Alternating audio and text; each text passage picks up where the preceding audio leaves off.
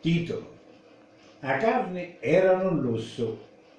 Non dopo guerra, no paese, mangiare carne era un lusso. No macellaio ci sia una volta a settimana. La carne da accattare solo se ti regalavo, almeno nostro, chilo di civedoni con un poco di carne attaccata di spolpare. Di domenica si cucinavano pignate di brodo con dentro bagiuzzi, carne a pezzi, costellino, corallino o puntettone. Grandi mangiate fatte sempre con scroscio, eppure con un poco di pane molestato per renderlo mangiare rinforzato. Che meraviglia!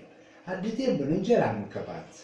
Solo carne nostrana, di vacche e di vitelli, conosciute tutte cresciute delle campagne del Recarboto. Ramon, non mi ricordo per un nome, era un macellaio. Per tutti era un amico. Ne dava la carne meglio per i carusi e soprattutto per i vecchi che erano malati. Io mi ricordo ancora che si facevano macello comunale.